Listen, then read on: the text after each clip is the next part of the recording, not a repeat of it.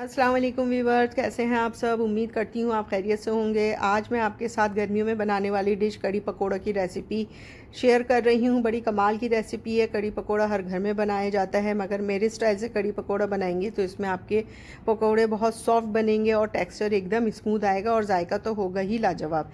एकदम मुंह में ला देने वाली कड़ी पकोड़े की रेसिपी है। आपको करना क्या है कि आपको रेसिपी को एंड तक देखना है, और अगर मेरी रेसिपी अच्छी लगे तो लाइक कर दें और मेरे चैनल आप फूड डायरी को सब्सक्राइब भी कर दें।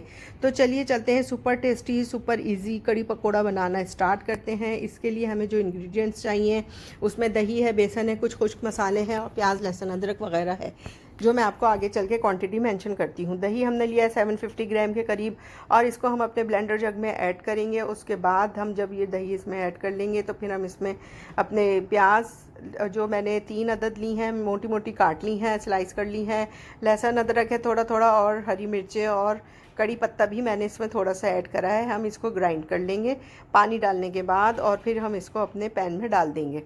आप देख रहे हैं मैंने इसमें डाल दिया है, और अब मैंने इसी ब्लेंडर जग में दूसरा और पानी लिया है और उसमें मैंने बेसन ऐड करा है।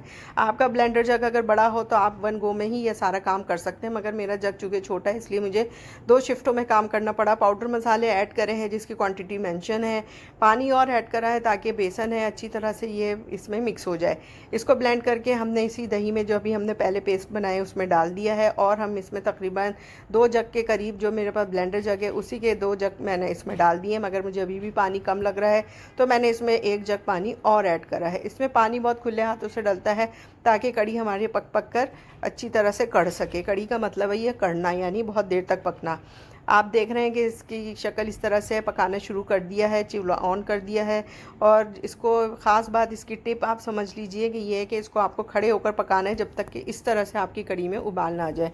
अगर आप इसको शुरू में छोड़ देंगे तो उससे होगा ये कि बेसन जो है वो नीचे बैठ जाएगा और आपकी कड़ी में बहुत बुरी तरीके से गुठलियाँ पड़ जाएंगी, जो कि फिर किसी सूरत से ख़त्म नहीं होंगी और आपकी कड़ी ख़राब हो जाएगी। इसलिए आपको इस बात का बहुत ख्याल रखना है कि इसको शुरू से लेकर इसमें चमचा चलाते रहना है जब तक कि इसमें उबाल ना आ जाए। फिर आप इसको इसके अंदर ही चमचा पड़ा रहने दें और इसको ढक्कन ढक के, हाफ ढक्कन ढक के इसको पकने दें।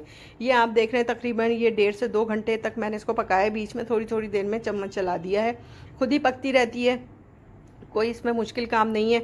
और अब आप देख रहे हैं कि ये साइड में इस तरह से ये जमा होने लगती है, तो ये इस बात की निशानी है कि आपकी कड़ी जो है, इसका बेसन बिल्कुल पककर तैयार है। मुझे अभी इस स्टेज पे ये थोड़ी सी गाढ़ी लगी तो मैंने इसमें 1 कप पानी और डाल दिया, क्योंकि अभी मुझे पकोड़े भी फ्राई करने हैं, और जब हम पकोड़े इसमें डालेंगे तो ये थोड़ी पतली होनी चाहिए। अगर बहुत गाढ़ी होगी तो फिर आपके पकोड़े सख्त हो जाएंगे। तो वो दूसरी चूल्हे में पक रही है, इतने में हम पकोड़ों का अपना बैटर तैयार करते हैं। बेसन लिया है मैंने 3 कप के करीब, और उसमें मैंने प्याज, हरी मिर्चें, हरा धनिया और कुछ खुश्क मसाले डाले हैं, जो कि जिसकी क्वांटिटी मेंशन है वो सब आप देख लें। और इसमें मीठा सोडा भी मैंने डाला है, 1/4 टीस्पून सोडा डालना ज़रूरी है। इसी से आपके पकोड़ों में जाली बनती है और उसी से फिर आपके पकोड़े एकदम सॉफ्ट बन के तैयार होते हैं।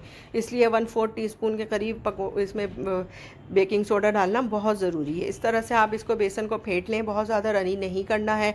ऑयल लिया है मैंने और इसको मीडियम फ्लेम पर गर्म करा है। बहुत ज़्यादा हमें हॉट ऑयल नहीं चाहिए, मीडियम इसका टेम्परेचर होना चाहिए। और इसमें आप इस तरह से पकोड़े डालें। बहुत ज़्यादा बड़े पकोड़े इसमें मत डालिएगा, छोटे दरमियाने साइज़ के डालिए, क्योंकि जब ये कड़ी में जाएंगे तो उसमें भी जाके फूलेंगे तो फिर वो बहुत बड़े साइज़ के हो जाते हैं। इसलिए इस वक्त अगर आप छोटे मीडियम साइज़ के रखेंगे तो वो कड़ी में जाके बिल्कुल सही तैयार होते हैं।